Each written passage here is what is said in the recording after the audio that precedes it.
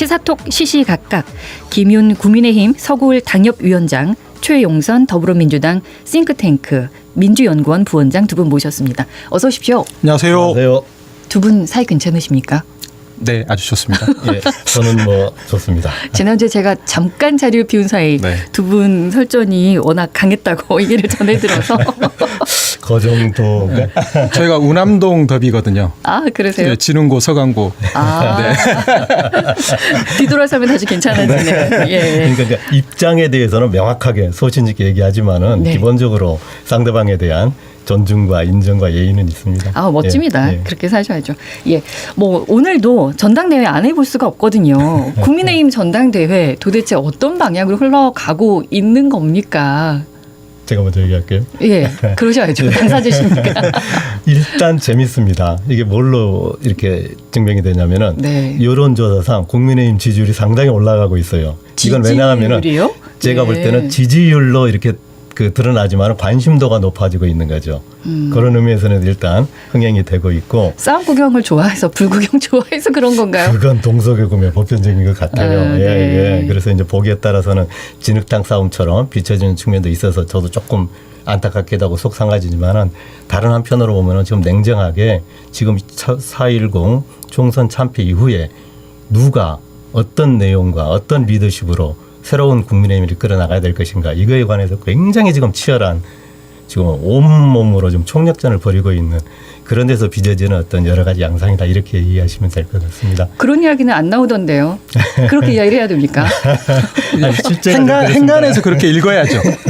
한번 행간 한번 읽어보세요. 지금 이렇게 다투고 있는 이유가 바로 그것 때문이다. 그렇죠. 왜냐하면 네. 결국 집권 여당이라는 게 지난 2년 동안의 운영 방식을 이대로 계속 앞으로도 이끌고 갈 거냐 아니면 뭔가 변화를 줄 거냐 이제 이런 어떤 기로에 서 있는데 총선 결과는 변화를 하라는 요구였지 않습니까? 네. 근데 이제 그 변화의 과정이 총선 참패로 이제 결국 결과가 나왔고 그 결과를 반영을 해서 이제 이 집권 여당의 당 대표를 어떻게 이제 뽑을 거냐 이제 요 과정으로 넘어와야 되는데 과거의 방식을 고수하려고 하는 용산과 새로운 방식으로 가야 된다고 하는 한동훈 이제 후보 간에 치열한 공방전이 지금 물밑에서 벌어지고 있고 뭐 공중전과 뭐 백병전이 막 벌어지고 있는 거여서 진흙탕 싸움으로 보여지지만 결국은 변할 거냐 아니면 그대로 갈 거냐 이 구도로 끝까지 지금 이제 갈 거로 보여지는데 지금까지는 변화를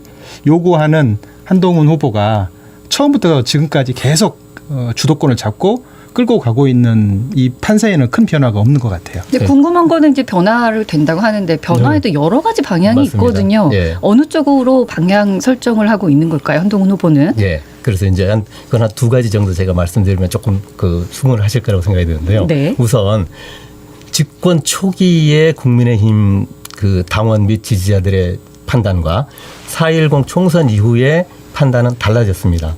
그러니까 집권 초기에는 윤 대통령의 마음이 거의 당심과 일치하고요. 그러니까 윤 대통령이 이렇게 하자 하면 당원들은 응합니다. 그리고 상당 정도 민심도 집권 초기이기 때문에 가능하면 대통령한테 좀 힘을 실어주자 이런 분위기가 되는데 지금의 그 4.10 총선 참패 이후의 민심은 어떤 거냐면은 대통령이 당심을 따라야 된다. 네. 그리고 당심은 어떤 거냐면은 민심을 따라야 된다. 왜냐? 그렇게 해야 이후에는 참패하지 않을 수 있다. 이건 굉장히 상식적인 판단이잖아요. 이론적으로는 그럴싸합니다. 그리고 그게 사실상 지금 그 국민의힘의 지금 그 전당대회를 끌고 나가고 있는 축이 되고 있습니다. 그렇기 때문에 뭐냐면은 상당히 제가 볼 때는 조금 바람직하지 않은 방법으로 이제 한동훈 후보가 일종의 이제 당심과 민심의 다수의 지지를 지금 얻고 있는 국면이라고 볼 수 있지 않습니까? 이건 객관적으로 누구나 부인할 수 없을 겁니다. 이런 어떤 상황에서 상당히 좀 그걸 꺾기 위해서 조금 여러 가지 예를 들면 한동훈이 배신자다, 총선 참패의 주범이다, 또 사적으로 뭐 자기 이득을 챙기려고 했다 여러 가지 시도를 하지만은 잘 안 맥혀요. 왜냐하면은 아까 말씀드린 대로 민심은 지금 강력히 변화할 걸 요구하고 있고 당심도 이걸 수용해야 된다. 그러니까 이번에는 한동훈 대표를 지지해서 당의 변화를 추구해야 되고 대통령의 변화도 이끌어내야 된다. 이렇게 생각하는 당원들이 많이 있다는 거죠. 근데 이게 지금 현재 양상이에요. 근데 실제로 그럼 대통령이 변할 거냐? 그것에 대해서 사실은 의문을 갖는 사람들이 많은 거예요. 네. 그러니까 한동훈 후보가 당대표가 되면 대통령이 그러면 우리 동훈이 하던 대통령이 우리 동훈의 말을 들을 거냐. 근데 그거에 대해서 부정적으로 인식하시는 분들이 많거든요. 오히려 더 파열음만 더 세게 벌어져서 적전분열이 될 것이다라고 생각하기 때문에 여전히 대통령이 세게 그립을 쥐고 그냥 국민의힘은 대통령 시키는 일 정도나 하는 정도의 관리형 당대표를 원하는 용산 대통령실의 생각과 거기에 동의하는 또 당내 주도 세력들이 여전히 또 상당 정도가 있는 거죠. 그런데 이제 지금 대세가 밀리고 있다는 거죠. 그렇죠. 그러니까 그게 이제 중요한 그게 거예요. 이제 결국은 예.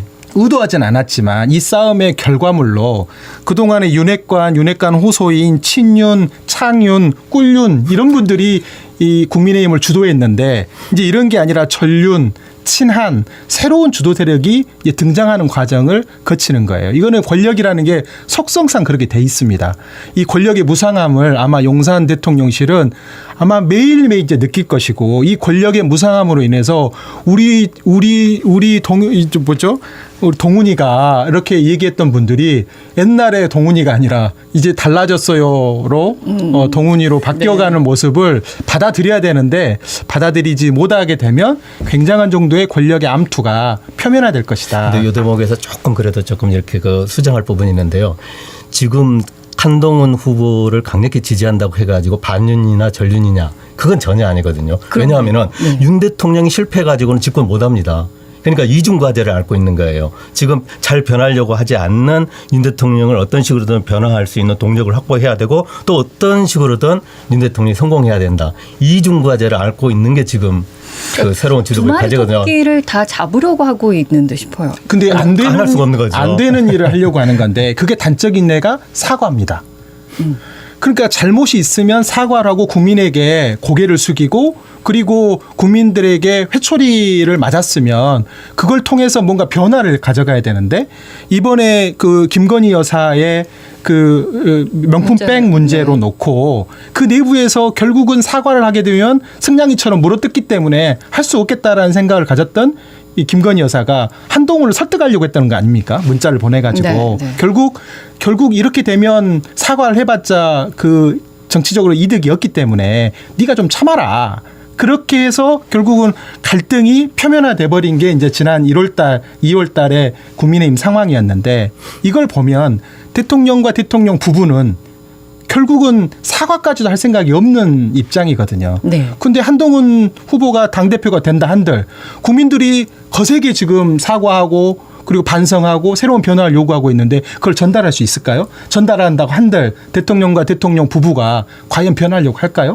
그러니까 결국은 이거는 또 다른 갈등을 계속 만들어내는 과정으로 갈 거기 때문에 이제 이게 결과가 어떻게 될지 모르겠지만 한동훈 후보가 아무리 대통령을 견인하려고 마음 먹어도 쉽게 되지는 않을 거다. 오히려 갈등만 더 부각될 가능성이 높다. 저는 그렇게 보여집니다. 네, 그 부분 견인하기가 쉽지 않다는 거 현실이니까 인정해야 될 것 같고요. 그러나 분명한 건 다수의 민심과 당심이 그 방향으로 갈 것을 지금 강력히 요구를 하고 있기 때문에 그러니까 이건 뭐냐면은 지금 제가 이제 핵심 당원들하고 대화할 기회를 많이 갖지 않습니까? 이러면 굉장히 이분들도 괴로운 거예요. 네. 이 상황이. 근데 그 괴로움 상황에서 이제 불가피하게 한쪽에 힘을 실을 수밖에 없는데 그래도 지금 여론에 드러나는 대로 변화를 추동할 수 있는 그 동력을 마련하는 게 더 우선해야 된다.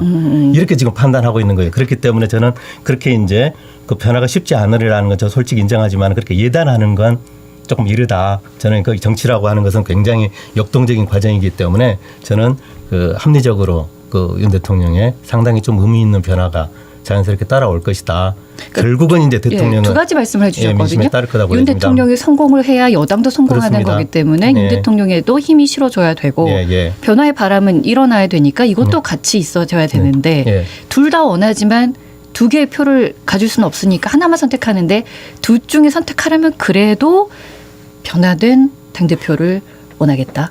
그리고 그 변화된 당대표가 좀 쉽지는 않겠지만은 노력해서 윤 대통령의 변화도 이끌어내달라.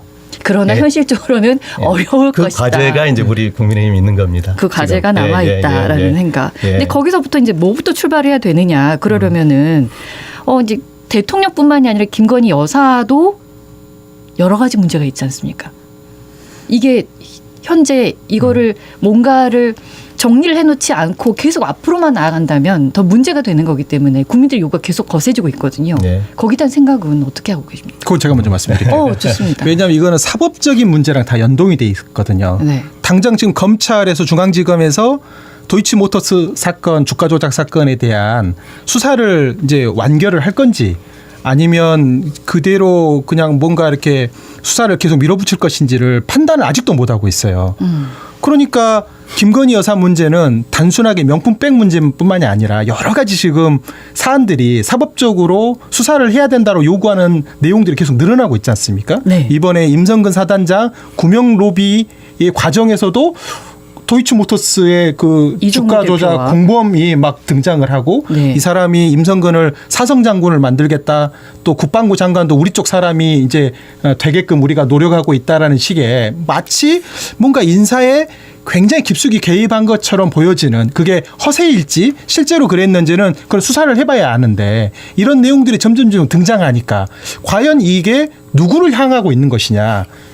VIP가 결국은 윤석열 대통령이냐 아니면 V2라고 얘기하고 있는 김건희 여사인 거냐를 놓고 점점 그동안 우리가 몰랐던 베일에 가려져 있던 내용들이 수면 위로 계속 올라오고 있어요. 네. 올라오고 있기 때문에 이게 정치적으로 부담이 되고 집권 여당의 부담으로 계속 지금 전이가 되고 있지 않습니까? 이제 이런 문제들을 과연 한동훈 후보가 당대표가 돼서 이 문제를 과연 풀어갈 수 있는 거냐 아니면 그냥 푸들처럼 그냥 고분고분하게 갈 거냐. 근데 이번에 어떻게 보면 한동훈 후보가 당선이 된다고 한다면 국민의힘 내부에서도 이런 것 좀 털 것든 털고 가야 되는 거 아니냐라는 것들이 사실은 반영이 된 결과이기 때문에 그 과정에서 김건희 여사를 어떻게 처리할 거냐. 국정에 부담이 되는 부분 어떻게 덜어낼 것이냐를 놓고 굉장한 정도의 불협화음들이 벌어질 가능성이 좀 농후하죠. 이런 이야기 반대 나누고 가능성 계시죠? 아니요 당연히 가고요. 네. 반대 가능성도 제가 이렇게 좀 객관적으로 제시한다면은 그러니까 전당대회가 시작되자마자 한동훈 후보가 제1성으로 내걸었던 게 최상병 특검을 국회 합의하에 추진하자 이거였어요. 네, 대법관 그러니까 이제 배신자. 근데 이 얘기 뭐냐면은 그 부분이 얼마나 엄중한 무게를 담고 있는지 알고 있는 당원들이 그 방향으로 가자고 지금 계속 그 밀고 있는 거거든요. 근데 그 방향이라고 하는 부분들은 뭐냐면은 국회에서 그러니까 이번에 새로 뽑히는 당대표가 합의하에 그러니까 상당한 정도의 동의하는 그 조금 더 이렇게 과감하게 얘기한다면은 국민의힘의 적어도 원내 당론으로 그걸 추진할 수 있게 된다는 거죠. 그러니까 이렇게 되는 상황이라고 한다면은 일방적으로 대통령이 계속 거부권을 행사만을 하기는 이제는 객관적으로 어려워졌다.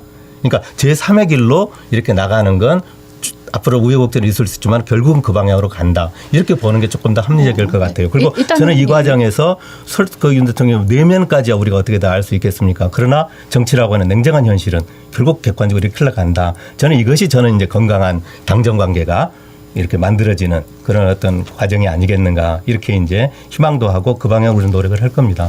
그래야 국민 지지를 받을 수 있으니까요. 김윤 위원장님 말씀 들으니까 마음이 한결 가벼워지네요.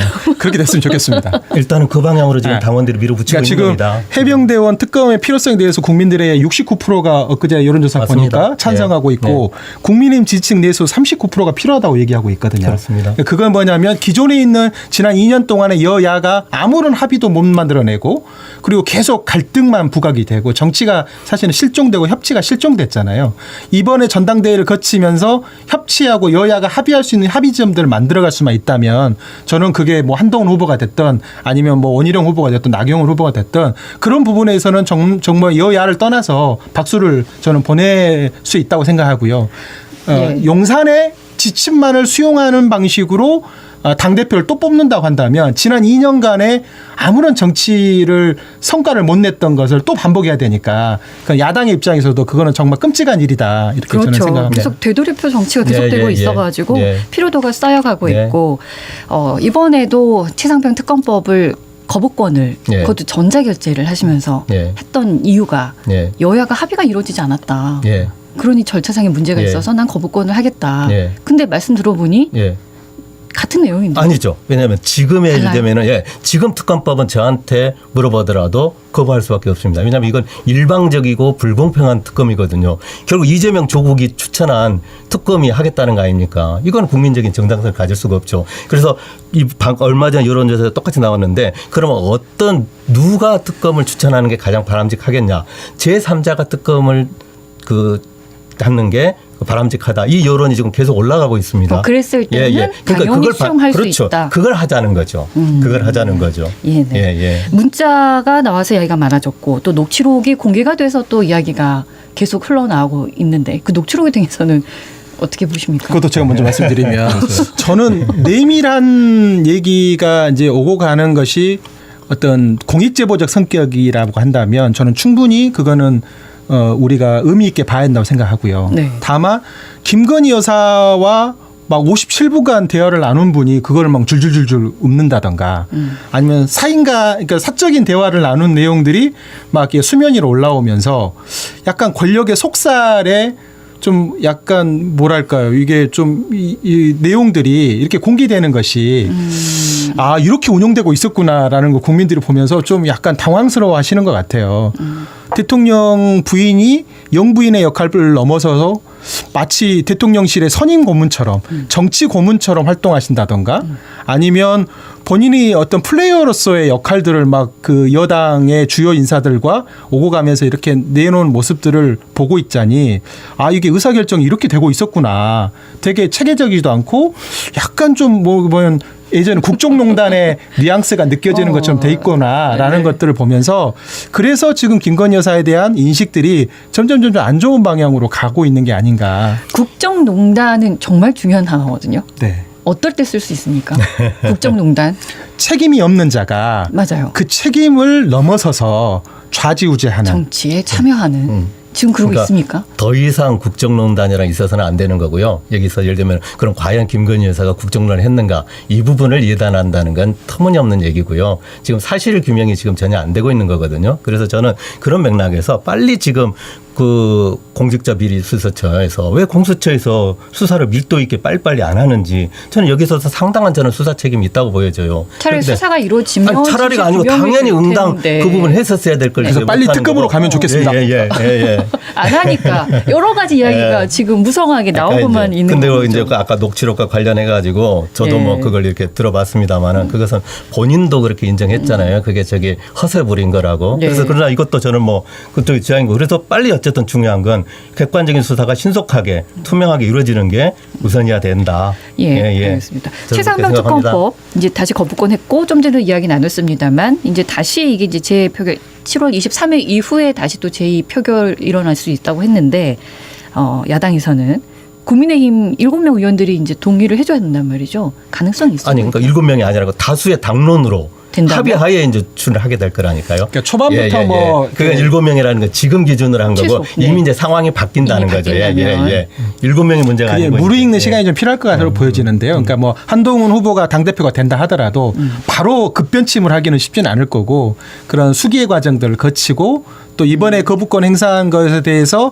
제의 요구를 하더라도 뭐 결과가 사실은 긍정적으로 보기는 쉽지는 않아요. 이번 결과로는. 그렇지만 이제 만약에 그런 의지가 있다고 한다면 그리고 이 억울한 죽음에 대해서 명명백백하게 실체를 확인하고자 하는 국민들의 요구가 받아들여진다고 한다면 저는 뭐 멀지 않은 시간 내에는 다시 이 법이 발의가 되고 근데 얼마나 더 기다려야 될까요? 벌써 1년 됐습니다. 아니 저는 뭐 기다리면 안 된다니까. 벌써 1년 됐습니다. 그래서 이제 아까 반복하지만 수사 빨리 정확하게 하고 저는 특검도 동시 추진하는 게 찬성합니다. 알겠습니다. 그리고 이제 이재명 대표 이야기 해볼까요? 대표 경선 공식 출마 선언을 하셨어요. 연임에 대한 두 분의 생각 당연하다고 보십니까? 네, 야당은 제가 줄곧 얘기하는데 야당은 에너지를 보존해야 됩니다. 우리가 정권 교체를 하기 위해서는 적전분열하면 안 되고 여당처럼 우리는 우리가 분명하게 사기 민주정부를 어떻게 구성할 것인지를 놓고 당원들에게 심판을 받고 당원들의 총의를 모으는 과정을 해야 한다고 보고 이번 전당대회가 저는 그런 과정의 한 일환이다 이렇게 생각합니다. 단일 후보는 절대 안 된다 이런 얘기가 있었는데 당이 건강하니까 3명의 당대표 후보가 나와서 경쟁이 벌어지는 겁니다. 자, 저는 이제 드디어 더불어민주당도 본격적인 심판대에 올랐다. 굉장히 지금 따끈따끈한 여론조사가 오늘 좀 전에 발표가 됐는데요. 기회 드리겠습니다. 말씀하시죠. 그러니까 이제 3일 동안 조사한 거예요. 네. 그저께, 어저께 그거 전국 지표조사인데 MBS 이재명 대표의 연임에 찬성하냐 반대하냐. 반대가 높았을 것 같습니까? 찬성이 높았을 것 같습니까? 뭐 당연히 찬성이 높지 않았을까? 반대가 51%, 와. 찬성이 35%였습니다. 그러니까 제 의견 전에 네. 저는 먼저 지금 국민들은 이걸 어떻게 바라보고 있는가. 맞습니까? 이게 민주당 굉장히 지지층 내에서는 68%가 찬성. 그건 이제 당내 이제 여기가 일당 독재. 중요한 건 우리 당도 마찬가지예요. 국민들 다수가 어떻게 보느냐 이게 더 중요하다는 거죠. 네. 다수는 우려하고 있다. 네. 예. 근데 어떤 점을 우려하고 있던가요? 이미 지금 그 이재명 사당은 말이 더불어민주당이지 김대중 정통민주당은 이탈된 지 오래고 저래 가지고 저게 사실상 독재지. 근데 그게 연임이냐 아니냐가 이렇게 생각하는 중요한 게 아니라 생각하는 일단은 네. 그러니까 설득 이전에 그렇게 생각하는 국민들이 다수라는 게 지금 드러나고 있다는 이게 중요한 거죠. 예, 좋습니다. 그래서 요 대목에서 시작을 하는 거다. 예, 네. 저는 그렇게 보여집니다. 네. 또 다른 또 이야기 말씀해 주시죠. 그래서 이런 맥락에서 저는 김두관 후보가 저는 나온 게 대한민국의 민주주의를 위해서는 참으로 저는 고맙다. 근데 제발 신용만 하지 말고 들러리만 하지 말고 국민들 다수가 반대하는 쪽 어쩌면 자기가 다수파가 될 수도 있으니까 정말로 진정성 있게 야무지게 한번 국민의힘 지지층이 예, 동의하는 활동을 하면 안 되는 거고 민주당의 250만 당원과 네. 당비를 6개월 이상 내고 있는 120만의 권리당원들이 총의를 모을 수 있게끔 건강한 토론들이 이루어져야 한다고 생각하고요. 네. 결국 우리의 목표는 당권이 아니라 이번 정권 교체를 위해서 우리가 어떻게 민주당다운 정책을 보여주고 수권 정당의 모습을 보여주게 할 거냐. 이 과정에 건강한 경쟁 구도를 만들어가는 게 김두관 후보의 역할이 되지 않을까 싶고요. 네. 잘 될 거라고 생각합니다. 예, 네, 저는 동시에 그래서 지금 국민의힘도 상당히 진흙탕 싸움 같지만 지금 의미 있는 지금 치열한 지금 고뇌 속에 전진을 하고 있는 거고 저는 이렇게 꿈쩍도 안 할 것 같았던 더불어민주당도 저는 작은 지금 변화의 계기라고 저는 긍정적으로 보고요. 이게 조금 더 역동적으로 네. 전체 여야를 넘어서서 대한민국의 발전을 위해서 좀 의미 있는 전당대회가 됐으면 하는 바람입니다. 네, 그래서 김두관 예. 전 의원도 이제 어떤 내용으로 대표 후보로 나오셨는지 궁금한 게 많아서 저희 시사톡 라이브에서 다음 주 월요일에 모실 거거든요. 아하. 심도 있게 제가 대신 여쭤보겠습니다. 고맙습니다. 네, 예, 오늘 예. 말씀도 고맙습니다. 감사합니다. 수고하셨습니다. 언제 어디서나 내 손 안의 뉴스. 광주 MBC 뉴스 유튜브 구독으로 함께하세요.